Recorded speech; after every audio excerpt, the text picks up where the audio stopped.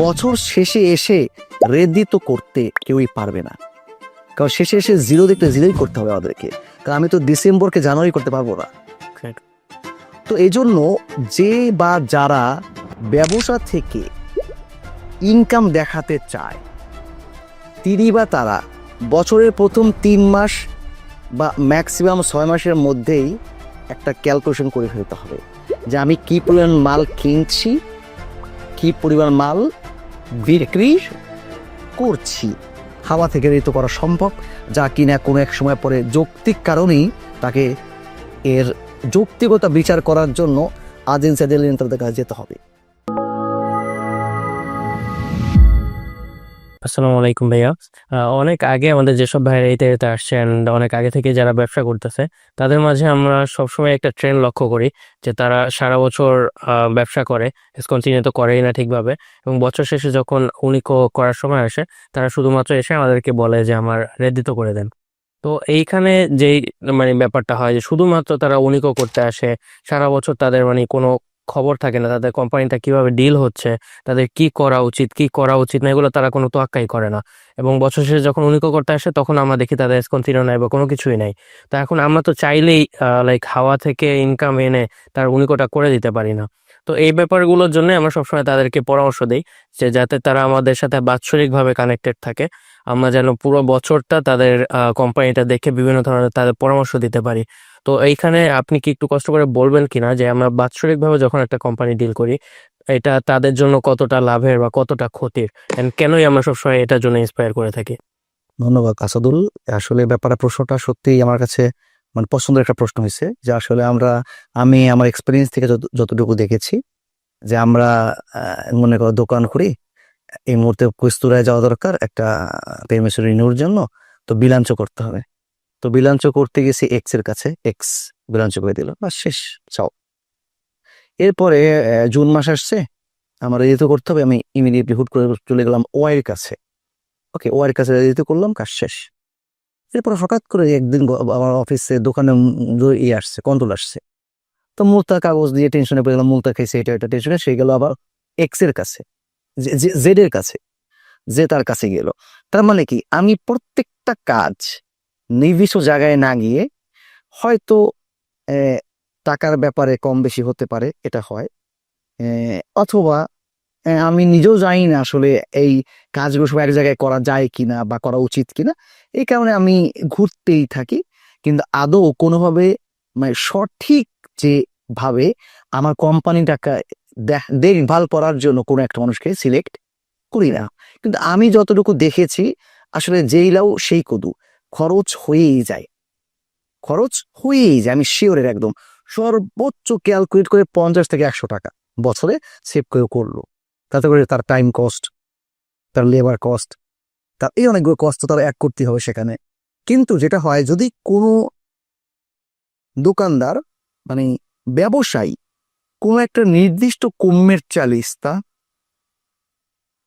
অথবা এমন কোনো একটা বাঙালি কাফ বা পাত্রনাত যারা কানেক্টেড উইথ সাম এক্সপিরিয়েন্সড কমার্শিয়ালিস্তা বা প্রফেশনিস্তা, ওদের সাথে তারা কিন্তু কানেক্টেড হতে পারে বাৎসরিকভাবে। কেন? ওই তুমি প্রায় কথাটা একটু আগে বলছিলা যে বছর শেষে এসে রেডি তো করতে কেউই পারবে না, কারণ শেষে এসে জিরো দেখতে জিরোই করতে হবে আমাদেরকে, কারণ আমি তো ডিসেম্বরকে জানুয়ারি করতে পারবো না।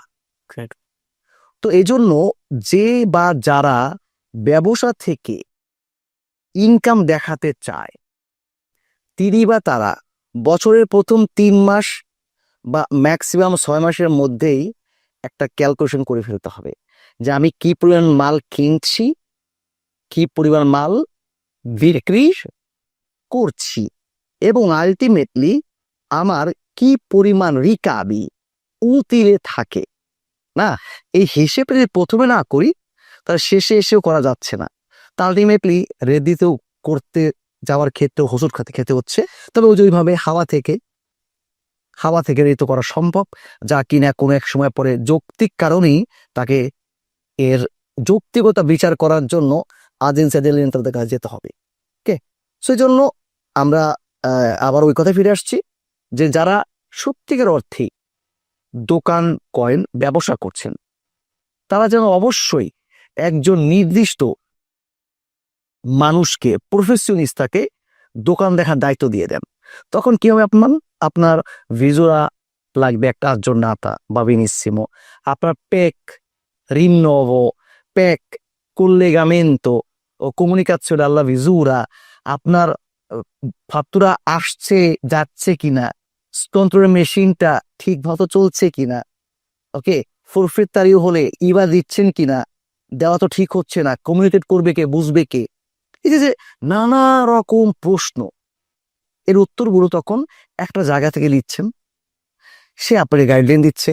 আর আমার বিশ্বাস এক্ষেত্রে আপনারা যারা কিনা কোনো একটা কমার্শিয়ালিস্টের সাথে কানেক্টেড হয়ে যান, এবং তখন তাদেরকে আর বিভিন্ন জায়গায় ঘুরতে হয় না, ফোন দিয়েই হ্যাঁ অফিসে যোগাযোগ করলে কাজগুলো হয়ে যায়। সেটা করে কি হয়, আপনার ব্যবসা প্রতিষ্ঠানটাও খোলা থাকে, বন্ধ করতে হয় না, ঘুরতে হয় না, এবং আলটিমেটলি একটা লোক পেছন থেকে আপনাকে গাইডলাইন দিতে থাকে। তো আমরা যেই আমাদের অ্যানুয়াল যেসব ক্লায়েন্ট গুলো আছে তাদেরকে কি কি স্পেশাল সার্ভিস দেয়, আমি চাই আপনি ওটার সম্পর্কে একটু বলেন। যেমন ওই যে কারো যদি ধরেন 10,000 এগারো তার রেট দিতে প্রয়োজন, তার কত টাকা কন্টিনিউ করতে হবে ডেইলি, মাসিক কত টাকা, এগুলো আমরা তাদেরকে ক্যালকুলেশন করে বলে দিচ্ছি। যেমন এই রোত্তামাচ্ছিওনে গেল, কারো কিন্তু আমাদের অফিসে আসা লাগে নাই, আমরা আমাদের সব দিকগুলো লিস্ট করে তাদের সবারটা আমরা নিজেরা করে দিয়েছি। তো এই ধরনের আর কি কি আমরা স্পেশাল সার্ভিস দিচ্ছি বা দেই, এই ব্যাপারটা নিয়ে যদি আপনি একটু বলতেন।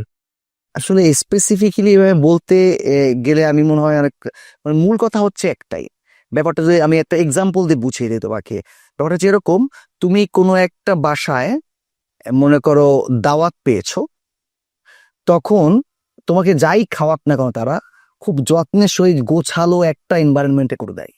হ্যাঁ, আর হুট করে গেলেই কোনো একটা আয়োজন ছাড়া গেলে তুমি কিন্তু সেই আয়োজনটা মানে সেরকম সার্ভিস পাচ্ছ না। জি। তার মানে হচ্ছে কথাটা এরকম, আমরা এক্সট্রা কি দেই, তার চেয়ে বড় কথা যা দেই তা অর্গানাইজড ওয়েতে একটা ডিসিপ্লিন ভাবে দিই, এবং যা কিনা তার ওভারঅল তার দিকটাকে সঠিকভাবে গাইডেড হওয়ার জন্য সাহায্য করে আর কি। ধন্যবাদ ভাইয়া।